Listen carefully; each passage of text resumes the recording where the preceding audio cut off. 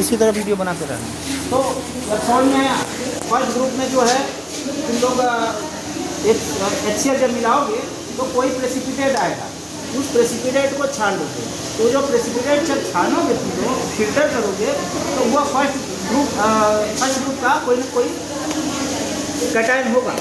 तो उसको आप ट्रीटमेंट करके उसको कंफर्म करोगे कि सिल्वर है, Ag+ है कि Ag2+ है कि lead2+ है कि टंगस्टन है।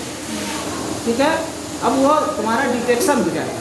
फिर उसके बाद अगला जो एक्सट्रैक्ट फिल्ट्रेट है, जैसे चाय की पत्ती से उसको करोगे और चाय जो बना हुआ एक्सट्रैक्ट है उससे तुम अब सेकेंड ग्रुप का करोगे। तो सेकेंड ग्रुप में H2S पास करके HCl की कुछ बूंदे मिला करके एसिडिटी करोगे और फिर H2S गैस पास करोगे।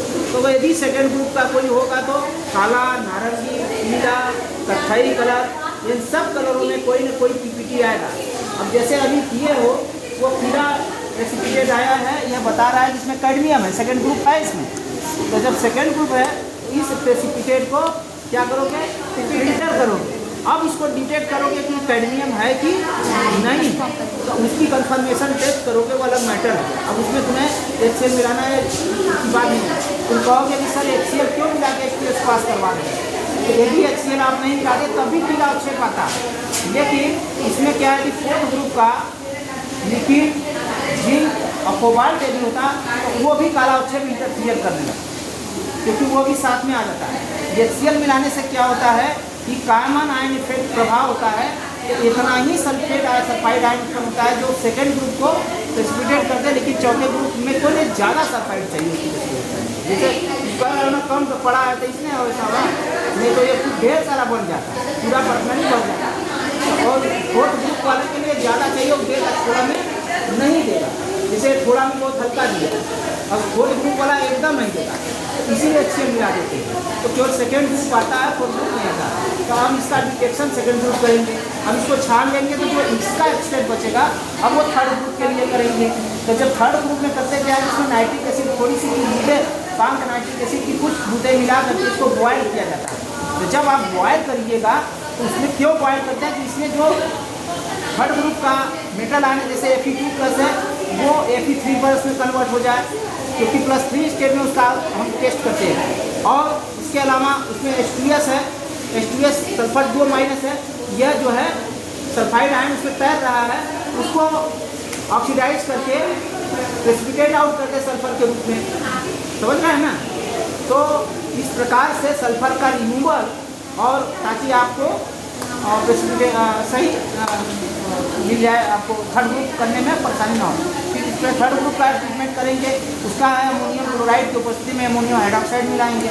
तो जब आप हाइड्रोक्साइड मिलाएंगे उसमें 3 है ना, आयरन 2+, एल्युमिनियम 3+ और क्रोमियम 3+, तो कोई ना कोई प्रेसिपिटेट आएगा। जैसे इस प्रैक्टिकल को करेंगे तो वो प्रेसिपिटेट आएगा, तो उस प्रेसिपिटेट को फिर छानेंगे, फिल्टर करेंगे और उस प्रेसिपिटेट से कंफर्म करेंगे कि तीनों में क्या है, ट्रेस मेटल में क्या है। फिर उसके बाद उसका वो जो एक्सट्रैक्ट आएगा उसको फोर्थ ग्रुप के टेस्ट के लिए उसको यूज़ करेंगे।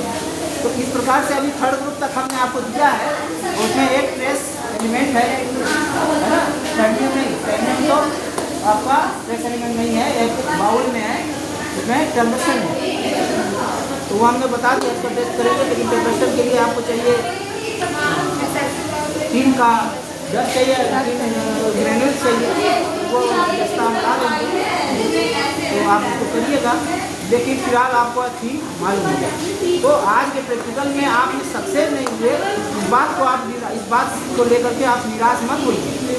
इस बात से आप खुश रहिए कि हमने कुछ काम किया, कुछ हमको समस्याएं की सामना करना पड़ा, तो ये फेस करना हम सीखें। और हम अब इस प्रैक्टिकल करेंगे तो और कॉन्फिडेंस में करेंगे और क्विक करेंगे, तुरंत करेंगे।